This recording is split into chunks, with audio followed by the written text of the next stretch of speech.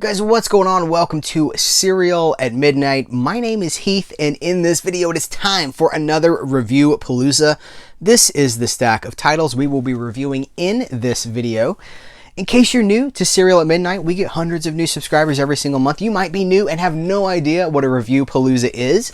It is our long-form video review format where we can really get into the actual reviewing, right? Like, I mean, we love to do the haul videos. We love to do the sale pickups videos, the new release videos. But if we're not talking about those things on a deeper level, once we actually watch them, we're putting the focus on the wrong thing. It's on collecting over the content. And the focus always wants to be, I always want the focus to be on the content here at Serial at Midnight. So that's what our Review-Paloozas are. And we've got a lot of ground to cover here. We've got a lot of amazing things. We've got Arrow Video, we've got Kino Lorber, we've got Warner Archive, we've got some independent movies, we've got some independent stuff, some studio stuff from the 90s, some deep cuts. We'll just see what happens and where we go and how long it takes us to get there. But I'm going to kick it off with two of the most high-profile releases I can think of. Arrow Video has joined the 4K movement with Flash Gordon and Pitch Black. Now listen, I was a former 4K skeptic. You can find the videos here on the channel where I'm like, I don't know if I'm going to upgrade to 4K. I know a lot of you guys are in the same boat.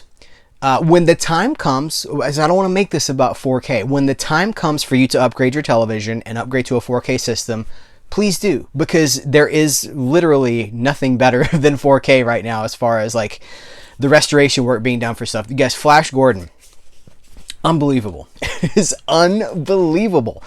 I don't want to spend too much time on like how good these things look, because it's a given. Anything on 4K is probably going to look a whole lot better than it did on Blu-ray. Now that can be an exception for more modern films. If a modern film was shot digitally at 2K and then upscaled for a 4K release, it's not going to look a whole lot better than the Blu-ray. Anything shot on film from the 50s, 60s, 70s, 80s, 90s, anything that was shot on film, like Flash Gordon, like Pitch Black, is going to have a significant benefit from 4K. And I can't believe how good Flash Gordon looks. That's the bottom line. I just can't believe how good it looks. They went into the actual film. They restored this thing. You know, a lot of times we call the latest Warner Archive podcast. If you guys aren't listening to the Warner Archive podcast, I can't recommend it enough. Matt Patterson's one of the hosts. We talked to Matt Patterson for over an hour here at Serial at Midnight. They talk about how a new HD master and a remaster, like a restoration, those are not the same things. A restoration is when you go in and you start actually correcting things and taking out blemishes. And they have done a full restoration for Flash Gordon, and I have never seen the movie look remotely this good. The colors just pop off. It's like Dick Tracy, 1990. You know, the colors are just like, you're just like melting your face off. The special effects are cleaned up. It is stunning. It is by far the most definitive presentation this has had. I don't think it looked this good in the theater, to be honest with you guys. But here's the thing. So the packaging for this deluxe edition for Flash Gordon, man, let's just get into it. So the disc itself, we'll start with the disc. This is the deluxe edition. There's a standard edition, which gives you just the Flash Gordon 4K. I think it's a one disc affair. This is the deluxe edition. So we've got Flash Gordon on 4K. We've got Life After Flash, which is the documentary. This is a Blu-ray, which is the documentary on Sam Jones, where it talks about, it's kind of like the redemption of Sam Jones is kind of what I would subtitle that. You know, Life After Flash, the redemption of Sam J. Jones. It is a really fantastic documentary.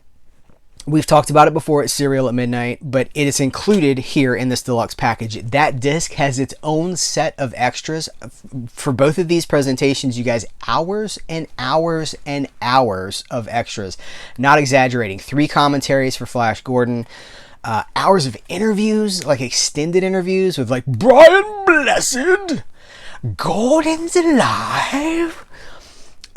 It has interview, like everybody associated with it, you know, that's still alive. But here's my J card. I always take the J card. So what do you guys do with these J cards that wrap around the you know, they come like this. They're wrapped around the release. I always take these out and I fold them up and I stick them inside. But this edition we have Oh, by the way, you know, Arrow always kind of tips a future release. We got Mallrats on this one. We've got lobby cards, but they're double-sided lobby cards. So we've got this, we got this, we got this, and this. Stunning, right? That's this Alex Ross art, man. Oh, they've got lengthy interviews with Alex Ross too. Like, they got to go to Alex Ross's studio and one of the extras. You're literally, he's got all his art laid out on the pool table, it looks like. And he's like, well, I did this when I was in high school. Like, what? So just from I'm just kind of showing you the physical presentation of this movie. If you love Flash Gordon, you probably want these little extras.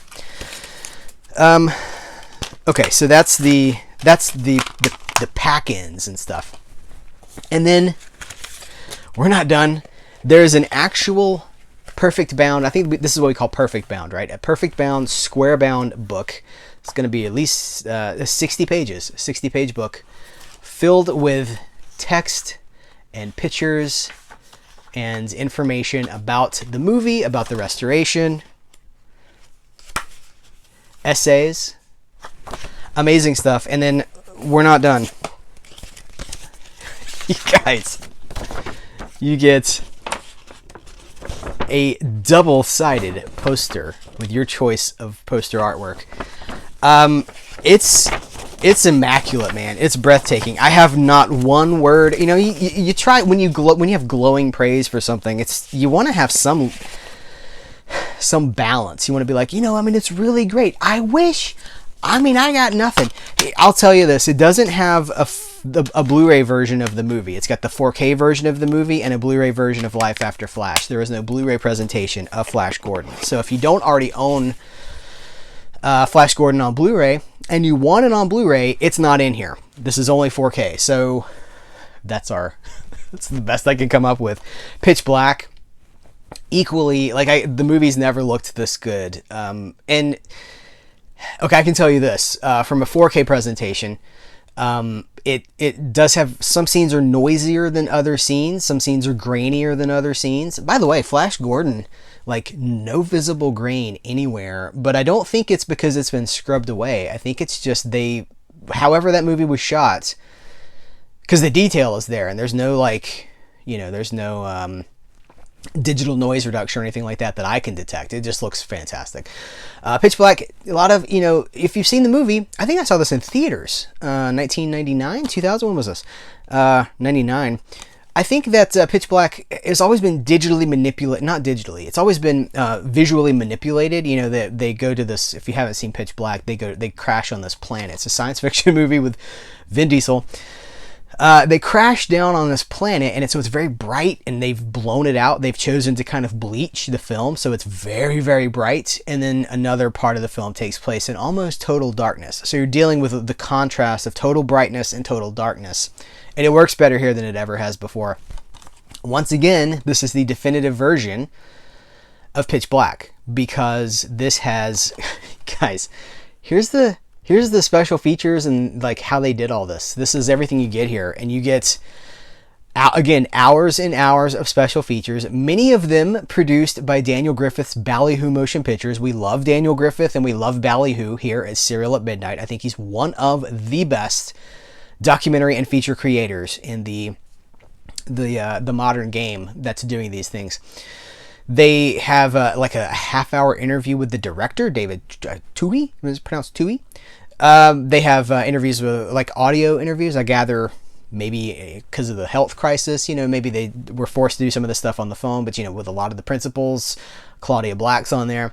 But here's the thing. If you own previous editions of Pitch Black, it's got you covered there too, because it's got all the legacy features from previous DVD and Blu-ray sets, and it's also got the Dark Fury animated bridge between Pitch Black and the Chronicles of Riddick. You know, I lived through this. This was a big deal.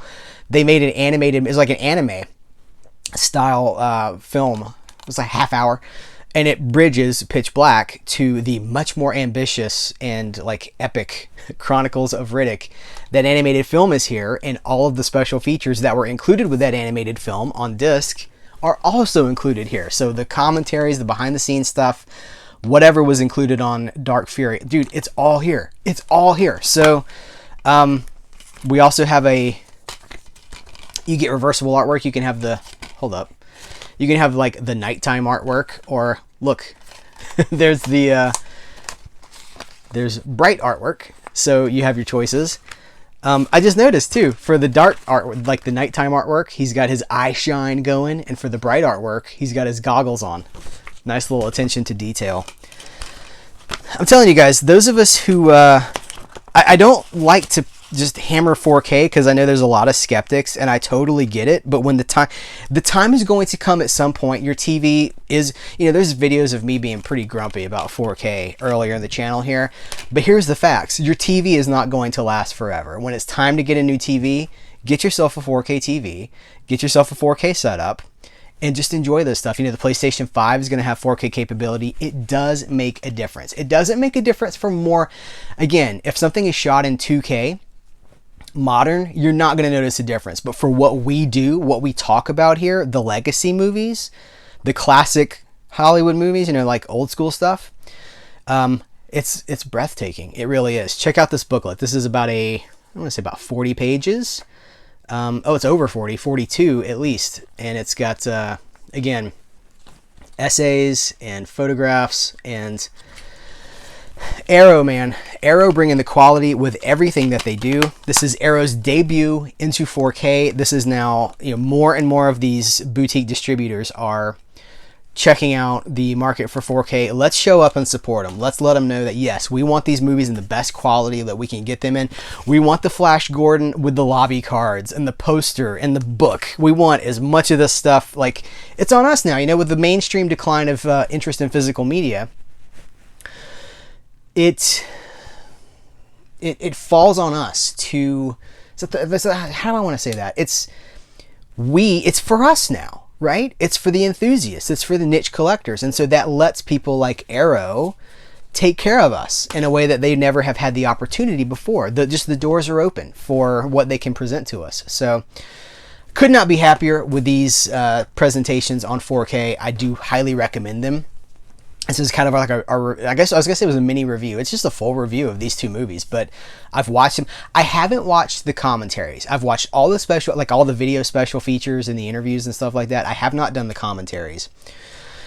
So, but everything else, it's legitimately hours and hours and hours of stuff. It's wonderful. If you love these movies, you're going to love digging into this stuff. Here's something we'll be quick about, because I've already talked about it. Actually, Bree and I did a review for this after we saw it in the theater. I think this was the last movie we saw in the theater before the world went crazy. I think it was Birds of Prey and the Fantabulous Emancipation of a Harley Quinn. So Bree wanted to watch this again, and we didn't have it. So I was like, well, I'll go. The 4K was on sale. So let me go get it. So we watched it again. We have fresh opinions. If you've seen our previous video review of Harley Quinn, I don't know that a lot has changed. It was, if you watch that video, Heath, if you remember, link to Harley Quinn review right here, or Birds of Prey review right here.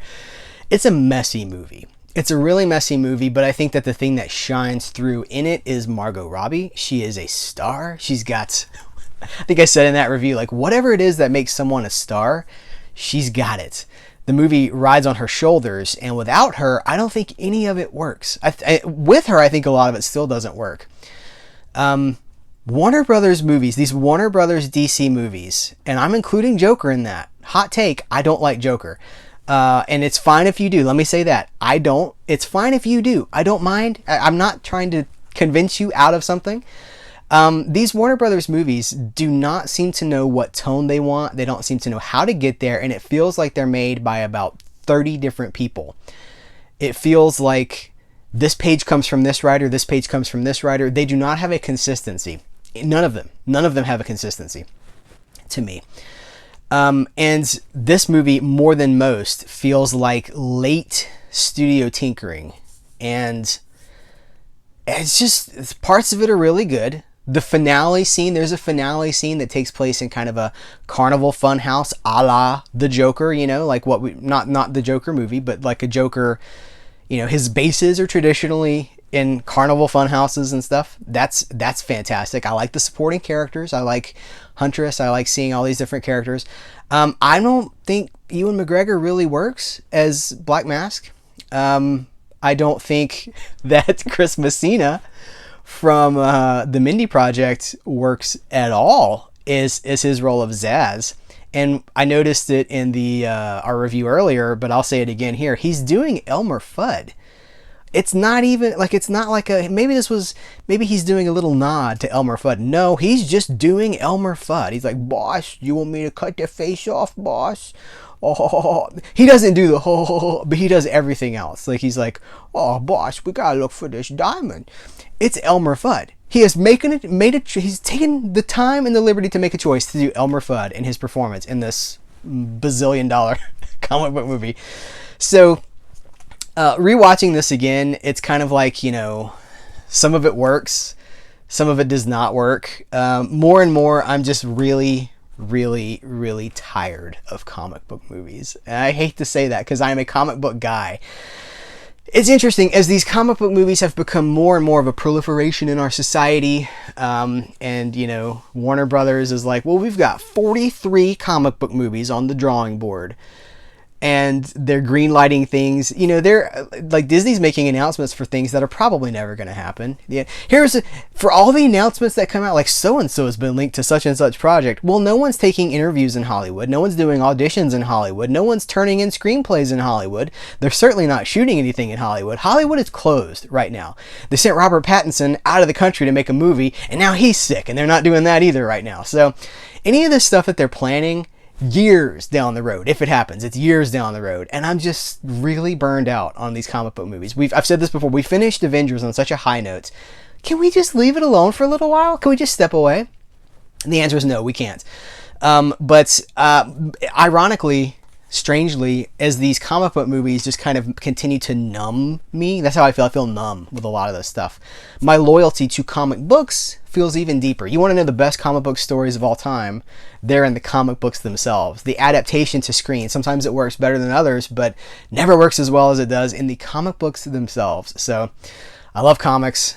I have to talk more about comics. You guys don't seem to love comics as much as I do, which is one of the reasons we don't talk about them as much. When I put up comics videos, you can hear them hit the ground when I put them up. I'm like, hey, here's a thing about this comic book video. And he's like, as no one is interested. But I love comic books. And comic books and comic book movies, not the same. They're not the same thing. So, all right, that may be a hot take. Heath, do we edit this out? Heath of the future, who's editing this, do we take that out? Is that too hot for this Review-Palooza? It's true, though. I want to be honest about my thoughts. Like, I can appreciate some of this stuff, but I'm just more and more numb to what it feels like. Flash Gordon, on the other hand, let's flash back to Flash Gordon.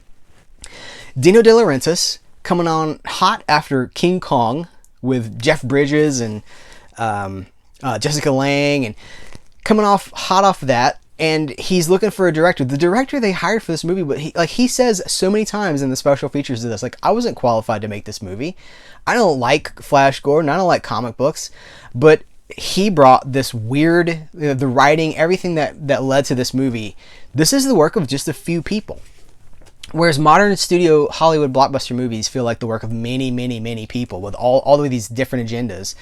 This is just the work of a few people. A couple of writers, a director, a producer, and then they just go make that thing. And you would get bizarre results. Like, anybody who watches Flash, like, we love this movie, right? It's a weird movie. It doesn't play by traditional rules. It doesn't have traditional structure, like, well, you do this to get here, this to get here, and then you bring it on home. Like, it doesn't really do that. It kind of just, like, has fun for an hour and 45 minutes or however long it is. And that's kind of wonderful because it feels like you just see the fingerprints. You know what I mean? You see fingerprints on it. I don't really feel fingerprints on modern comic book movies. I feel notes. I feel computer notes that are being sent. Like, this needs to be this. We know all this from Kevin Smith stories and stuff like that, right? This is not a surprise. You know what? We're gonna go deep on this one. Romy and Michele's high school reunion, 1997. I want to say. Where is the year? I think it's 97. I don't see a year on here, but I think from memory it's 1997. Just a wonderful movie. It was Lisa Kudrow coming off the early success of Friends. It's Mira Sorvino when she was like Oscar-winning, huge, huge prestige and stuff. And they go and make this weird little movie, and it is a weird little movie directed by David Merkin, and it's got Janine Garofalo. I'm just looking at the cast, and I'm like, oh yeah, it's a really fun movie. It's just fun. And so if you haven't seen this movie, I can't recommend it to you enough as just a slice of like what I'm talking about, like when filmmakers would just go make movies that they were interested in making without fear of notes, or it has to have this action scene at such and such a point. That's like the 90s, like this era was really, we're coming off of I think this is a Miramax movie. Was this? No, it's Touchstone. Never mind. So, but this is the era of Quentin Tarantino with Pulp Fiction and Jackie Brown. And I'm bringing up Quentin Tarantino because there are two connections to Quentin Tarantino's film universe in Romy and Michele's high school reunion. That's right. This movie, for fans, takes place in the same world as Reservoir Dogs and Pulp Fiction and all these things. And it's not an accident, but I wanted to talk to you guys about it because I have visual evidence for you. So at one point, there's a scene where Lisa Kudrow's character is eating. They have a bag. They have a takeout bag from Big Kahuna Burger. Now, Big Kahuna Burger, is that a Big Kahuna Burger? May I wash it down with your tasty beverage? These are, Big Kahuna Burger, Pulp Fiction. It's the burger place that they call out by name. And then later in the movie, there's a gigantic, massive billboard for Red Apple cigarettes, which, as we know, that's Tarantino's made-up brand of cigarettes. And it's not an accident. So at the time, Mira Sorvino was dating Quentin Tarantino. They were a very serious couple in the 90s. This era, they were they were a hot item. They were a hot ticket. And reading more about the story, if you go back, I did some digging because I was like, well, how is this? How it's not the same?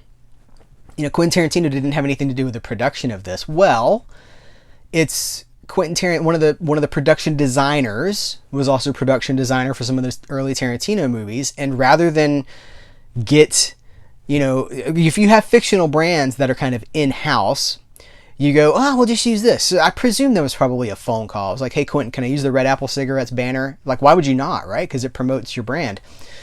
But also because Mira Sorvino was dating Quentin Tarantino, he would have been very involved with what was, not necessarily hands-on, but he would have known everything that was going on. Like, today we shot this. So I just think that's a cool connection. I don't know if there are any other connections outside of Quentin Tarantino's movies, Once Upon a Time in Hollywood, with the red apples, right? But I don't know of any other movie besides Romy and Michele's high school reunion that plays around with those toys like this one does. So, but aside from that, it's just a fun movie. I really enjoy this movie. I don't want to overhype it. Brie had never seen it before, and I was like, I think this is one of the best movies of the 90s for what it is. It's very satirical, very pointed, very R-rated, and it's just a lot of fun. But she was like, oh, I didn't like it as much as you did. Which is, of course, right? Because I've lived with this movie since 1997. So how could she? But it's growing on her. So, that's something to consider, too, when we do these Review-Paloozas or anything where I review something and I'm really high on it and I love it so much. It's like, I've lived with this stuff. You may not enjoy, you may not react the same way that I will. You probably won't react the same way that I do. But maybe, in time you come to things. You have to live with it. With anything, when you see a movie and you're like, I either really love that movie or I really hate that movie, that's probably going to change over the weeks and the months and the years. Your reactions are probably everything, the high hot takes, the low hot takes, over time, they eventually kind of normalize. It's just my observation from the last 30 years or so of my own fandom is like it all kind of meets in the middle eventually. You guys, Scream Factory has been doing some exclusive, like website exclusive limited editions, of which the most recent announcements are Attack of the Crab Monsters, which is a Roger Corman directed jam, and Deathsport, which has David Carradine and Claudia Jennings. Now, these are the second two that they've done this with. The first two are not in the stack because I'm still watching them. It's double, like a women in prison double feature with Caged Heat and Jackson County Jail. Is that the name of it? Oh, geez. I'm having I think it's Jackson County Jail. Tommy Lee Jones is in that one. And the first movie, Caged Heat was directed by Jonathan Demme. You know, he started with Corman, who would go on to direct Silence of the Lambs, Philadelphia. Huge director, started in prison exploitation. And then the other movie, that was a double feature. The other movie that they released is Streetwalking. And I haven't watched Streetwalking yet, and I've watched Caged Heat, but not Jackson County Jail. I hope that's the title, and I'm not getting it wrong. So those are not here, but I have watched both of these new installments in their Corman catalog. A quick word on these. I'm very, very happy. I love Roger Corman. Roger Corman is one of the bastions of independent cinema. I do not like that his movies are being presented on this, like, get him now, 1,000 copies. Scream Factory, Shout Factory is bigger than that, and they own these movies. From my understanding, Scream Factory, it's Shout Factory. Scream Factory is a subdivision of Shout Factory, so I'm just going to call them Shout Factory. In fact, I don't think these movies should be Scream Factory releases. I think these are Shout Factory releases, but they've tied them into Scream Factory because the Scream Factory loyalty, the brand loyalty, is through the roof. I do not think that these movies should be limited to 1,000. I think, if you want to press 1,000, press 1,000, put them up, but you don't have to be like, guys, 1,000, get them now or they're gone forever. I don't like that marketing. I don't like FOMO-based marketing.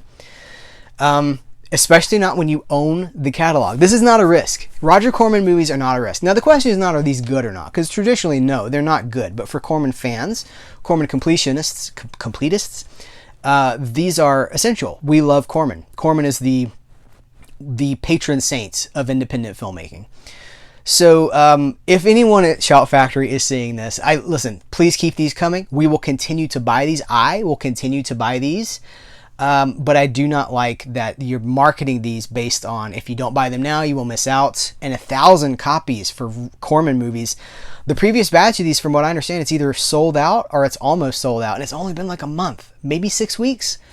I want everybody to have a chance to play at this. Everybody who wants these movies should be able to get these movies without fear of them being out of print. Again, especially when you own them. Shout Factory. So, Attack of the Crab Monsters is, it's not good, but it's fun. This comes from the era of the giant whatever monster. Scream Factory has also put out, what is it called? The monolith monsters, and it's rocks. It's geological formations that are killing people.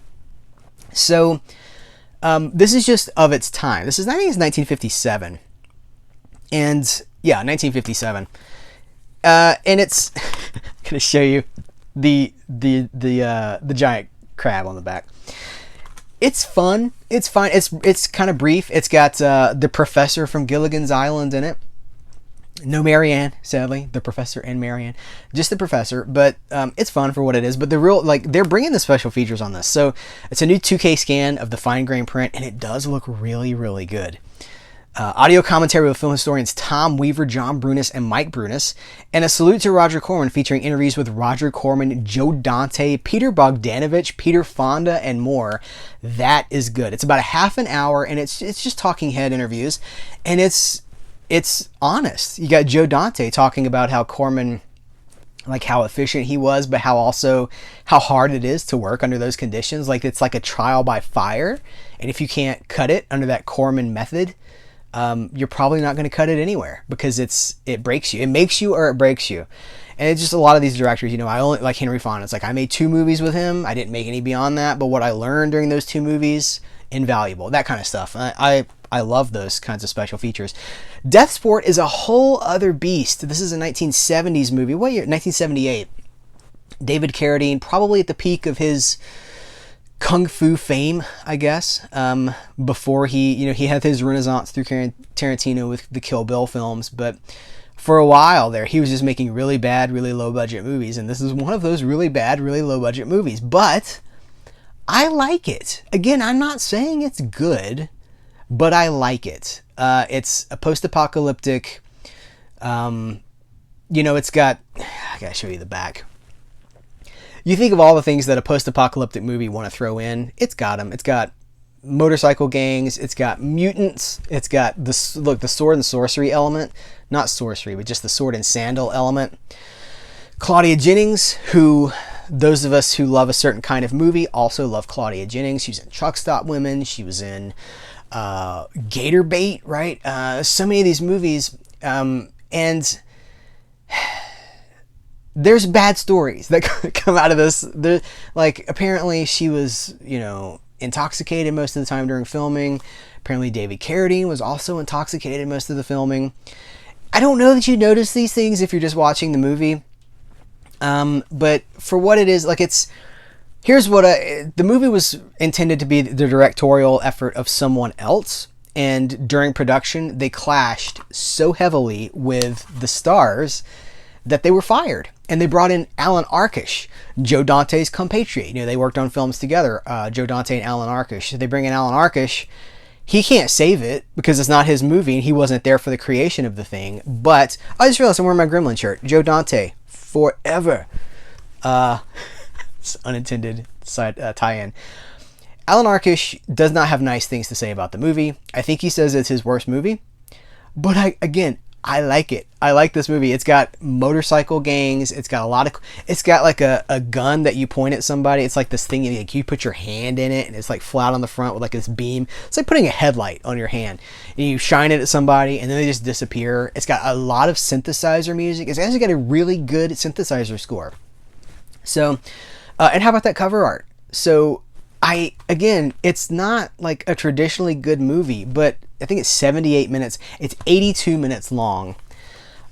I will watch this kind of a lot, I think, because this is my kind of thing. You get to a point, and a lot of people that I know, we get to a point in our movie fandom, decades on, we acknowledge the good, the Chinatowns and the Godfathers. Like, yes, absolutely. The On the Waterfronts. Like, those are wonderful. We're going to talk about some legitimately great films in just a moment.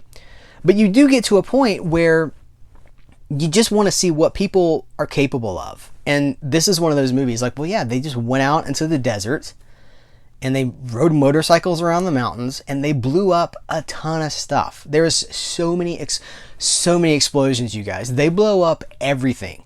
There's a gladiator scene. There's tons and tons of motorcycle stunts. And again, just blowing stuff up. That is satisfying. That exploitation movies are successful for a reason. And so I'm really glad that this has the presentation that it does. An HD scan. Commentary with co-director Alan Arkush. See, he's got co-director commentary because he's the guy that came in to save it. And editor Larry Bach. It's got the theatrical trailer, some TV and radio spots. Rest in peace, Claudia Jennings. I think she died right after this movie. Just like weeks or like shortly after this movie was completed. And it's very sad.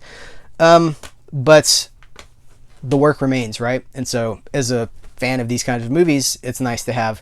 I love that late, you can see the influence of Star Wars. You can see like Mad Max is coming. It's like this stuff is in the ether. And I love those sword and sorcery. The Dungeon Master is another one that Shout Factory / Scream Factory put out. I love that movie as well. Just like weird, bizarre, fever dream kind of films that people actually went and made, and now we have them. So let's talk about some Warner Archive titles. I think about 3 Warner Archive titles to cover here. Let me make sure. The stack's a little unorganized. Been a while since we talked about Warner Archive, but it's not because they haven't been doing wonderful things. They certainly have. Starting with, we got to talk about the Mystery of the Wax Museum. This is another one that a remaster or a rescan, not to be confused with a restoration. This is an extensive restoration, and you can see, from the moment this was announced, we were hot and heavy on this at Serial at Midnight, and they brought this film back to life. I'll say that. There had been so many different versions with blemishes, with frames missing, with audio missing, with like entire lines of dialogue missing. They've restored it all. You can see the restoration trailer where they show like what was taken out, or like how badly it was abused, and then how they repaired it and how they cleaned it up and fixed it. It's amazing. It's absolutely amazing. So this is it's 1930, I want to say it's 33. Yeah, 1933. This is the same year. This has Fay Wray in it. It has Lionel Atwill, Fay Wray, and it's directed by Michael Curtiz. Casablanca's Michael Curtiz, and The Adventures of Robin Hood, the great Michael Curtiz.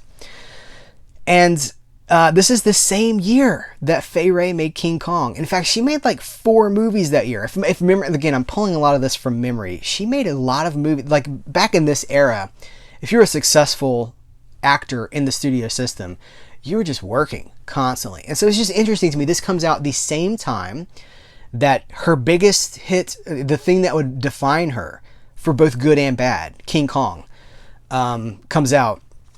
But this is a wonderful movie. It is horror, but it's the mystery. You know, maybe it's thriller. Maybe that's a better way to say it. But if you've seen the Vincent Price movie that takes place in the wax, it's just Horror in the Wax Museum.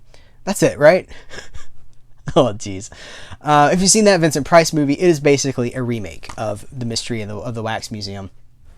And sculptor, the best sculptor in his field. There's a fire in the wax museum. He's horribly burned, disfigured, dare I say. And where does that go from there? And it's very short. It is 78 minutes long. You guys, it's a gem. It's got to be one of the best releases of the year, just because of how they were able to save it. Did I show you guys the back? They have brought this thing back to life. It's an early color film as well. 1933, they're playing around with tints and colors. And so you've got, it just adds this extra layer of eeriness, really, because it is an eerie movie. But look, it's got a documentary remembering Fay Wray. It's got an audio commentary by Alan K. Rody.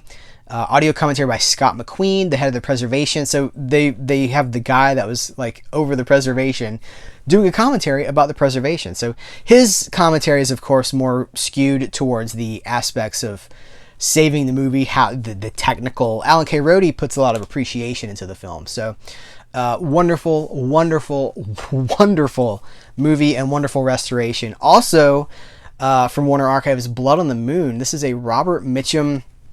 It's got Robert Preston in it as well. Shout out to The Last Starfighter. And it is, I'm trying to, Robert Wise. That's right. I knew some of these have been sitting here for weeks because I've just been building the stack. Robert Wise, the director of West Side Story, The Sound of Music, Star Trek: The Motion Picture, many The Haunting, right? Many fantastic films. Robert Wise, great director. Some wonderful noir as well. But this is a Western. And it's, you know, I keep hearing this referred to as an adult Western, not in the sense of like salaciousness. It's not an egregious Western. It's not an exploitative Western. It's just a mature themed Western. What year is this? 1948. That's early for that kind of subject matter, really, to get that kind of a due in a film. Mitchum plays kind of a man in between. That's a theme in a lot of films from, well, just a lot of films in general, but specifically around, you know, the 40s and the 50s, the guy who's caught between his loyalty to this and his loyalty to this, and what kind of a man is he? Does he choose to go this way, or does he play down the middle? And so it is kind of Robert Mitchum playing a little bit of both sides to survive. And it's really good. Barbara Bel Geddes is in this. I don't know. I'm trying to think how much I want to say about it. Because I don't want to talk about plot or spoilers or anything like that, but Mitchum is fantastic. You know, guarding my tongue. Mitchum is great, and he did some of his best work, you know, in this era. And there's a moral complexity to him. No, there we go. This is how I want to. We're getting there. Mitchum has a moral complexity. He has an inner darkness, okay? Mitchum was not always the easiest person to work with. He was not always, by accounts, I never met him. By accounts, he was not always the easiest person to work with. But that is what allowed him to have this magnetic, like, we're attracted to this, right? And he's not a bad guy in this movie. He's just kind of outside of his circumstances. He's in circumstances beyond his control, and he's trying very hard to figure out how to survive. And so he brings this, whatever it is that is distinctly Mitchum, and there is something distinctly Mitchum, this he's cool, right? He's withdrawn, he's reserved, but he can tear you up if he wants to. Mitchum is amazing.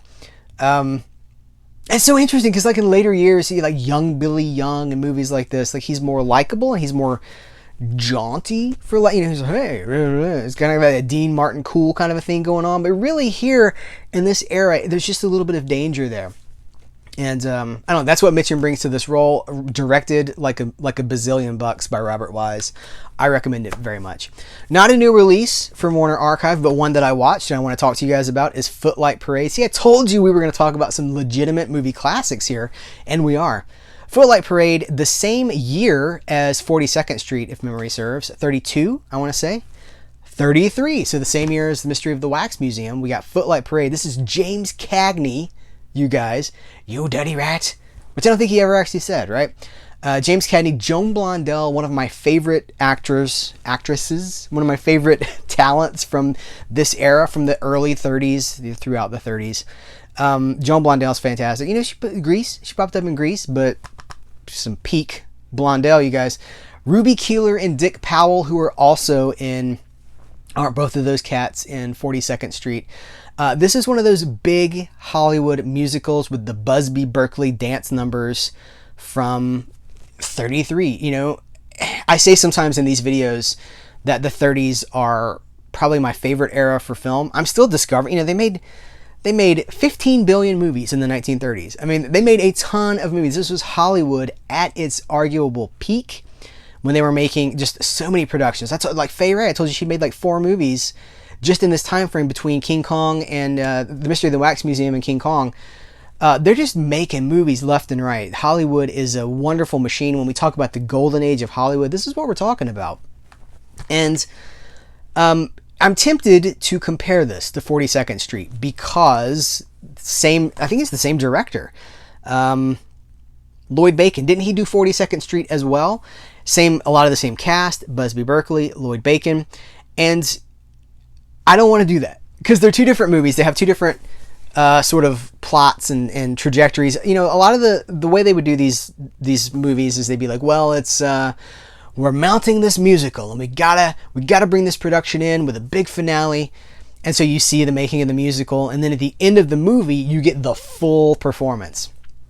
And so this one particularly, 42nd Street ends with like 10 minutes of music, Busby Berkeley goodness.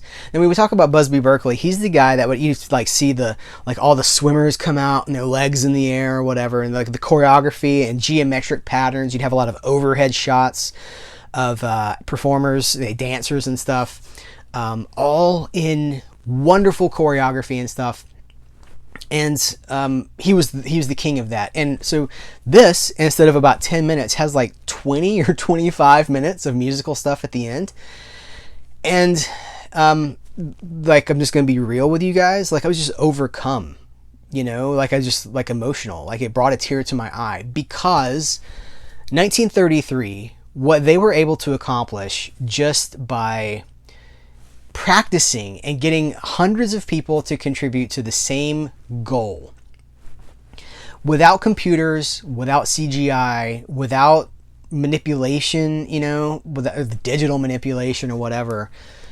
This was just people with rudimentary equipment making absolute magic that I don't think we could do Footlight Parade today. I don't think you could. Technically, you could, if you got the people together and you got a choreographer that had studied Busby Berkeley and you got all these talented dancers and talented choreography specialists, I still don't think you could recreate what this movie does. I think this was a pinnacle for what this era of filmmaking was able to bring to the table, never to be revisited. And I really believe that. We have, again, there's a lot of ifs, right? If you could do this and if you could do this, but I don't think we could. I don't think the talent is there. One of the special features for these, one of the people was talking about how the amount of practice and the amount of conditioning that goes into some of this stuff, physically, people can't do it anymore because you don't train for that anymore. And it's just magic. It's absolute magic. And if you can watch this and not feel like, one, it was just a pinnacle, it was the top of the mountain, and two, we've lost something, because they go hand in hand. Like that was the tip of the mountain, and it was downhill from there. We never quite got back to that heights. Yes, now we have, I don't want to name a movie specific. Now we have CGI movies like Jumanji. Okay, I'll name it. We have Jumanji kind of movies, but we don't have this. This is gone, and it's not coming back. And that's sad. That's really tragic. But, as I say, we have it here. We have the movies. They exist, and we have them to enjoy. So, Warner Archive doing fantastic stuff. I've got more Warner Archive titles. I just haven't had a chance to get through them yet. I've actually got something really cool Warner Archive related that I'm working on, and I've been working on it for like months now, but it's coming, and it's going to be worth it when I do, I think. Let's talk about some Kino Lorber stuff. You know, this was like a really good place to jump into these box sets that Kino Lorber has been releasing. I have the Carole Lombard collection and the Tony Curtis collection. Since we've been talking 30s, let's start with Carole Lombard, one of the brightest stars of the 1930s. Have been working in the 20s as well, but honestly, I haven't seen those movies. I have seen a lot of her 30s work. I do have this box set. This is Universal had released these. There may be more than this. Carole Lombard and Mae West and Marlene Dietrich, but we'll talk about the Carole Lombard one. This is some of her 30s films, just absolutely wonderful movies. Through a licensing deal with Universal, Kino Lorber has brought 3 of Carole Lombard's movies to Blu-ray. We have Fast and Loose, we have No Man of Her Own, and we have Man of the World and No Man of Her Own. Fast and Loose, she's more of a supporting character in it. I mean, she's in it, but she's more of a supporting character. But Miriam Hopkins is the lead. Now, if you don't know who Miriam Hopkins is, very famous actress, but she was the lead of Fast and Loose. These are all pre-code movies. Fast and Loose is 1930. If you think that sounds stodgy or like it's gonna like tinkly piano, like it's like early silent film, it's not. 1930s, wonderful stuff there. And she is Miriam Hopkins is amazing in this movie, but it's got some stuff that I don't really like in it. It's got some very, I don't know how much do I want to get into this. The movie seems to suppose that most women just need to be put in their place and have a man to to take care of them and to shut them up. And that's, of course, like, I'm not judging a 1930s movie by modern standards. I'm not like, well, I can't watch this. I love the movie. Like, Miriam Hopkins is wonderful in it. Those things do kind of take away from the overall enjoyment of it, because underneath there is kind of this meanness, right? There's this kind of weird arrogance to the movie. But everything else, we judge a movie by the performances, like great dialogue, great interaction between Miriam Hopkins and her co-star. Carole Lombard is really good in this. It's a really fun movie. But it's the next Man of the World is it's Carole Lombard with William Powell, the Thin Man, William Powell, and it is a stunning movie. It is stunning. When it was over, you know, sometimes a movie ends and you're just like you just have to sit and absorb it and live with it. It did not end like I thought it was going to end. It did not have the trajectory that I was expecting. You watch enough of these movies, you get used to a certain. And I talked about it in a recent video. What video was it? I've done so many videos where I was talking about. We were talking about the Twilight Time sale at Hamilton Book, and I was talking about these and how some of those early, like, Universal horror movies, they set the mummy on fire, and then it's like, hey, let's go get a drink. Bam, bam, bam, bam. Like, you have to have this wonderful, jaunty, happy ending, and you get conditioned to that after a certain time. And like, when they don't do that, you're like, whoa.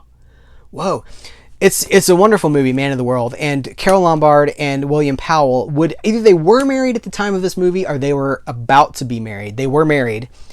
And it did not last. And Carole Lombard, I say that to say that there's chemistry, right? So there's a chemistry between her and her co-star, and he is wonderfully, William Powell. If you the Thin Man, he's a very funny character, but he is very, I don't know, reserved, right? And he would deliver his lines like this, sort of Goldblum style. Goldblum kind of sounds like he's making the lines up as he goes. Well, I was wondering,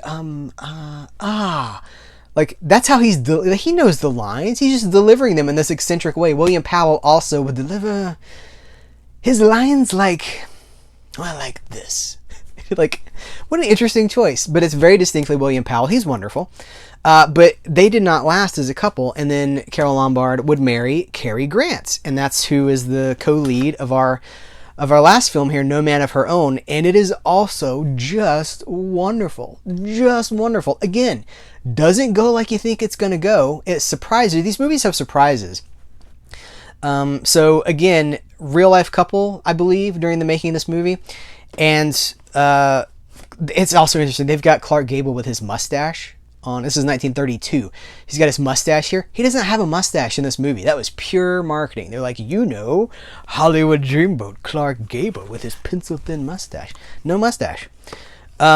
He's a scoundrel in the movie. But William Powell in the previous movie, also a scoundrel. He's like a fraud artist. And in No Man of Her Own, Clark Gable is a gambler. He's like a career gambler and swindler. And they're wonderful. I can't tell you how much they resonated with me. I was urged after watching these films to buy a book about Carole Lombard and her time with Clark Gable, their relationship and the movies they made together. Sadly, she died in the early 40s. There's a whole story there. She was on a plane, and it's just very tragic. Basically kind of serving her country. She's one of the early people, one of the early women to serve her country in a time of conflict or war. And rest in peace, Carole Lombard, not forgotten. The other box set is, of course, Tony Curtis. We talked about all these too in that Hamilton book video that I did, but I'll try to do them better due here. The Perfect Furlough with Tony Curtis and Janet Leigh. You guys, this is a Blake Edwards directed comedy from 1958. Essentially a bourgeois comedy. I said that weird. A boudoir comedy. It's a sex comedy from 1958. And it's really interesting to see how they get around having a sex comedy from 1958. They'll have like, the premise of the movie is all these soldiers are stationed way out, in isolation, nothing but dudes. And they're like, well, clearly what these men need is to, and they're like, I understand. And like, well, they've been there a long time. They're feeling aggressive and angry and they need, like, yes, I understand. They talk around it, and but it's hilarious, and it's so charming. Tony Curtis, so charming. I'm growing. This is a weird word to use for this particular movie. I'm developing a whole new appreciation for Tony Curtis as just a different kind of actor. I've associated him with certain comedies and things like that. The dude he was a jack of all trades. I'm in the cult of Tony Curtis. More Tony Curtis on Blu-ray, please. But this movie, so fun. So fun. I want to watch it again. I won't say anymore. I can't recommend it to you enough. It's a military-based comedy. They go to Paris. I don't even know if they went to Paris, but it takes place they're like, well, we need to give these men something to look forward to. Let's throw a contest. They can go on a perfect furlough from their duty with a star. We'll find a star. So they get this bombshell actress and personality to come contribute. I think it's 3 weeks. I think it's 3 weeks in Paris is the reward. And Tony Curtis manipulates it so he's the winner, and he has all this time with this very wonderful, it's Elaine Stritch, right? Yeah. This very, very seductive and sexy celebrity. And so it's like Janet Leigh is his overseer. So they want him to have this experience, but he can't touch her. He can't have any experience with her. And of course, he's been cooped up for months with a bunch of dudes. And there's one thing that he needs, and it's the thing he can't have. And so all that develops out of this. It's legitimately very, very funny. And the way they handle everything, Blake Edwards, Pink Panther, just a master of the certain kind of situation and dialogue. So can't recommend it enough. The Great Imposter. If you've seen the movie Catch Me If You Can with Leonardo DiCaprio and Tom Hanks, well, this movie did it first, and it's based on a true story. It's not the same story as Catch Me If You Can, but it is that kind of a thing. Apparently, there was this guy. This is directed by Robert Mulligan, To Kill a Mockingbird's Robert Mulligan. There was this guy who, let me see if I can tell you his name. Ferdinand Waldo de Mara Jr. Real guy. He just chose things that he wanted to do, and then he went and did them. Like, I'm going to be a teacher. So he goes and gets a job as a teacher and lies about how he gets there. He joins a monastery in this movie. He joins the Canadian Navy. All based on real experiences by a real guy who did all these things. And when questioned, or asked for proof, he would just fake it. It's a very interesting story. This movie is tonally inconsistent, but that's not necessarily a negative. You know, I kind of like, as we talked about earlier in this video, I kind of like movies that have fingerprints and they feel like they were made by people and not committees or boards of directors and things like that. And so sometimes that means inconsistencies or just, you know, people's personalities. It feels human, really. And so this movie does have like, it's got weird flow issues that kind of make it interesting because of that. I don't know. It's not good. It's not bad. It's just like, yeah, it has like, you think it's going to end here and then it keeps going for a few minutes more and you're like, well, that was weird. And then it does this thing at the end. And you're like, well, why would you do that? But it kind of makes it just distinct. Like you remember it. So this one, it's not my favorite from the box, but I think The Perfect Furlough is my favorite from the box. But coming in second is 40 Pounds of Trouble. This is Tony Curtis, Suzanne Pleshette, Larry Storch, and from F Troop, right? And it is 1962 movie with super cool Tony Curtis as the manager, like the pit boss. He's not the pit boss, the head boss of like the daily operations of a casino in Tahoe. I think it's in Tahoe. And so you get like Rat Pack Tony Curtis, which I also really like. Love the Rat Pack. Dean Martin, Frank Sinatra, Sammy Davis Jr. Love that stuff. I left out some Rat Packers. That's okay. I'm moving on. And he, like the first 30 to 45 minutes is kind of just him dealing with the casino stuff in his personal life. And so you get like early six. Have you guys seen Bad Time at the El Royale? Like that casino, which a movie that I love. I think that movie is fantastic. I recently upgraded it to the 4K because it's shot on film. It's one of those rare modern movies that shot on film. And it really benefits from the 4K upgrade. If you've seen Bad Times at the El Royale, that kind of a casino, like on the California-Nevada border, that's the kind of casino that we're working at here. And so you get a lot of that early 60s jazzy cool. And then it becomes like this little girl. I won't tell you the circumstances of how it comes to be, but Suzanne Pleshette is the casino singer.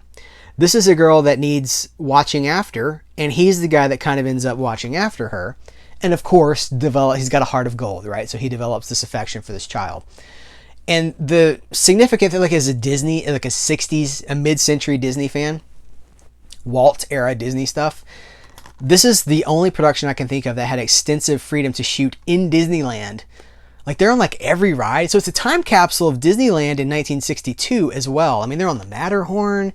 They're in the teacups. There's the castle in the background. There's the balloon vendors. I mean, it's really cool to see what Disneyland was like some 60 years ago. And but it's a really good movie and it's funny. And you know who else is in here? Is Phil Silvers is the Sergeant Bilko. It's a mad world. Phil Silvers is the owner of the casino, and so you don't see him until later in the movie, but his presence looms over the entire thing. I love Phil Silvers, one of the greats. You know, I need to get this reminds me, I have a best of Sergeant Bilko. I need to get the complete Sergeant Bilko. Can't recommend this box set enough. Both of these. There are others as well. In fact, they're right. We've got 4 film noir box sets from Kino. We've got our Westerns Classics Volume 1, which we've talked about in a Review-Palooza. And we also have Barbara Stanwyck. And we have, Audie Murphy. So we got some Westerns and stuff too. We'll talk about those in a future one. These are the ones I've completed. These are relatively new. Don't sleep on them, guys. They are wonderful. And as Aaron Penn, my friend Aaron Penn, pointed out on I think it was on Twitter, these kind of pick up where the old, say, Warner Brothers actor spotlights from the DVD era. I've got some of those that you can't see off camera. It kind of picks up where those left off, where they would be, you get the vintage period era photograph, the glamour shots, the headshot of the actor with the work for that studio. Can't recommend it enough. Guys, we're almost done here. I'm going to talk about, this is like our Kino segment here. Cold Sweat, this is a Charles Bronson movie. I do previously own this movie because one of you guys sent this in a mail video. Always watch our mail videos. If you think, well, I don't want to see them open stuff, we get stuff like this. We get rarities and oddities. So this is an old disc of Cold Sweat. Now it has a Blu-ray from Kino Lorber. And it's Charles Bronson. And yeah, I don't love this movie. But it's worth watching, if that makes sense. Like, this is, it's, a lot of it is shot in, it's shot in France. I think it's actually a French movie. But it's askew in how it approaches things. And I don't know how much more I can say without spoiling anything, and I don't want to do that for you because I do think you should watch it.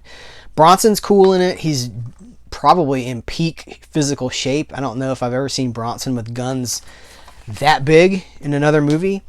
Worth watching, but it's not... You know, a lot of Kino Lorber Studio classics, they're not like, oh, this is the best movie. Now, I do think these were pretty great. But a lot of what Kino Lorber Studio Classics is able to present, it's not necessarily like, well, this won 7 Oscars. It's just kind of like the studio stuff. The studios would make dozens and dozens, if not like 100 or more movies every single year for a long time. See previous conversation about the studio big budget stuff now. You know, now we get like 12 big movies a year. Well, you used to get many, many, many more. They're not all great, and they're not all bad. A lot of them are just decent. They're decent studio films, and that's what Kino Lorber Studio Classics really seems to specialize in, is getting those decent, worth-watching movies out to the public. And so Cold Sweat's one of those, but I do think it's worth a watch. Zachariah, this is billed as the first electric Western, and it's got John Rubinstein, Pat Quinn, Don Johnson. I don't think I've ever seen a Don Johnson movie with him this young. This is a I think he was 21. I want to say he was 21 or 22. 1971. And I did not know that Don Johnson was active in the early 70s. I did, I know later 70s stuff, but I didn't realize he'd been around that long. I mean, he's a baby, you guys. You see if here, I don't know how well you can see him. It's kind of a faraway shot, but this is kind of like a musical. I'll tell you, like the opening credits of the movie are the main character, Zachariah, with a gun, like out in the middle of the desert, and he's like shoots the gun, and then he gets on his horse and he just rides, and it's quiet, and it's just like this guy on his horse riding, and then he's like, and there's like a rock band in the middle of the desert, and then it's like this whole early 70s rock musical number, like a music video, like what we associate with music videos, like before U2 did it in Joshua Tree or wherever. Like, this movie did it in 1971. It never quite is as good as the opening credits of the movie. It's a fun movie, but here's the thing, like, I'm watching this movie, the star, John Rubinstein, there's like a half an hour interview with him, and he's talking about the movie and how they made the movie, and he's basically like 20 to 25 minutes, maybe even was more than that. This has been weeks since I watched this. The studio cut out a huge chunk of the movie. There were all these different subplots. They cut it to its bare bones. Sometimes that's a good thing. This movie is 93 minutes. I believe it was a 2-hour film, and they cut it to 93 minutes. I think it needed the other 20 whatever minutes just to help flesh it out, because there's no plot. It's a parable. It's basically the Siddhartha. Is that how you say it? The Siddhartha. That's it. I didn't think it's the Siddhartha adapted as a 70s Western. And so it's got this morality, this parable kind of a quality, but it's been neutered, and there's a lot of stuff that's missing from it that needs to be there. And when you hear the actor talk about what was there that's not there anymore, it's hard not to think, well, that's unfortunate. What a shame. So listen, I think this is the While Supplies Last sale. Do get it. If you're interested, do get it. It's a wonderful curiosity. Ain't nothing else like it. And I really mean that. So it's worth a shot. And again, we buy these things for the preservation of it, because really, when Zachariah goes out of print on Blu-ray, where are you going to see Zachariah when you want to watch it? And you will, like, if you've seen it, like, I will watch this movie again. Where am I going to see it if I don't have it? It's not going to be on Netflix. It's not going to be on Hulu. Where will I see it? So, Go Mania. This is another one of those Kino Studio titles, Kino Lorber Studio Classics. It's a 1965 theatrical, basically a theatrical rock and roll movie. But it was made right at the cusp. It's like after Beatlemania has hit, but before like Pet Sounds and Sgt. Pepper. So it's kind of like this very specific snapshot of like rock and roll phase one. Well, I guess phase one would be the 50s, but you know, this era, Britpop, the British invasion, that's what we're talking about. But this is an English movie, and it's hosted by Jimmy Savile, which we've talked about before. We're not going to talk about it again, but Jimmy Savile is the host, and every performance in it is like a music video. It's not the band performing live. They're lip syncing to their own recording, but it's fine. Again, like music videos. Like what, you know, what the Beatles would do and send these shows to Ed Sullivan or whoever. They'd be like, well, we made this video for Paperback Writer, and here it is. That's what it is. And but you know, for music fans, rock and roll fans, it's really cool because it's got, so you got the Animals, like Eric Burdon and the Animals, and they do House of the Rising Sun, Herman's Hermits, which it's really interesting to see, for me to see how they marketed Herman's Hermits as like they marketed Herman. It's like, hey girls, it's Herman from Herman's Hermits. It's interesting to me. I don't necessarily feel like that's an organic fit, but whatever. Peter and Gordon are here. We don't have to go through all this. It opens and it closes with the Beatles. It's bookended by the Beatles. But yeah, She Loves You and Twist and Shout. That's right.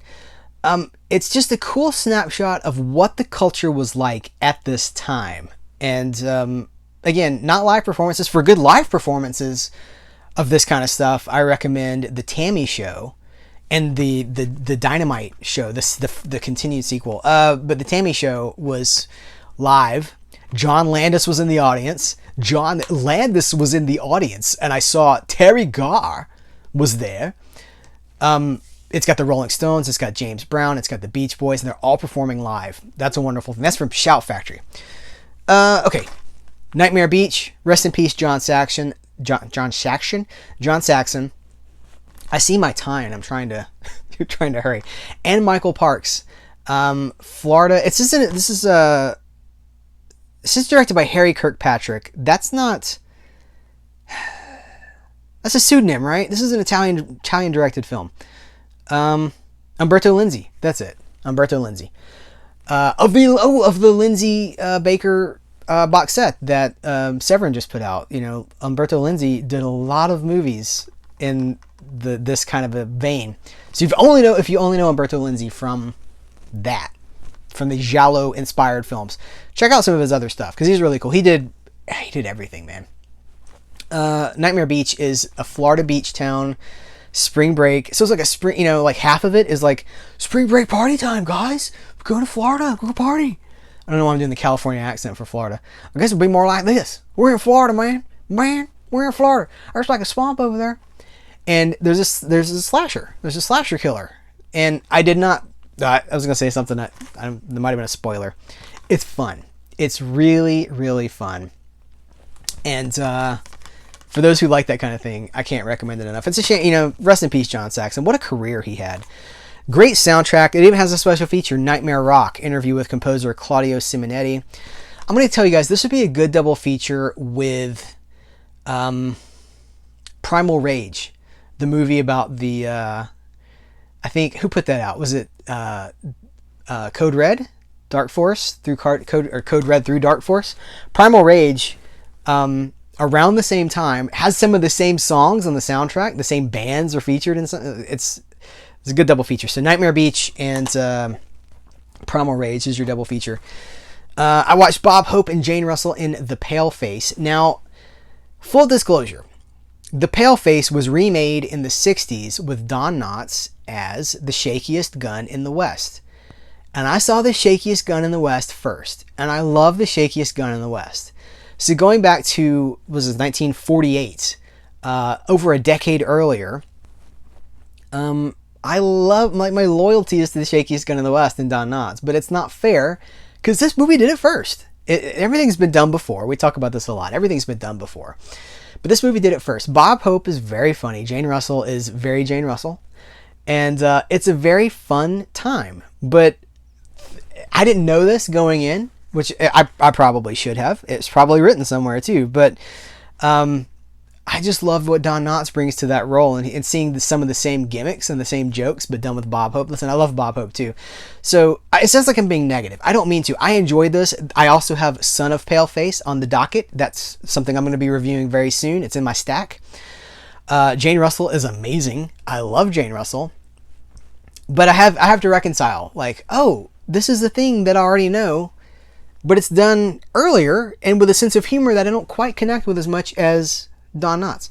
So that's that. I'm just being honest with you guys, but it's a very cool presentation. You got audio commentary, entertaining the troops and command performance from 1945, because Bob Hope would of course go to entertain the troops. And now it's interesting, they got 1945. This is 1948. I guess it's just a cool little extra they're throwing in. But I will say Kino Lorber has announced, and they are bringing out more Bob Hope. Listen, we've got most of the on the road movies with Bing Crosby, Bob Hope and Bing Crosby.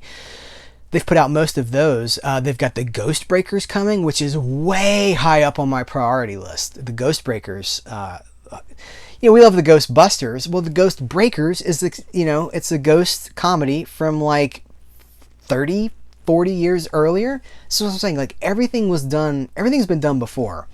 I did most of it in the 20s and the 30s. It's just which take do you connect with the most. So very cool for Kino to bring that out. I also watched Money for Nothing, John Cusack movie. It's billed as a comedy. It's not very funny. It's kind of upsetting. This movie stresses me out.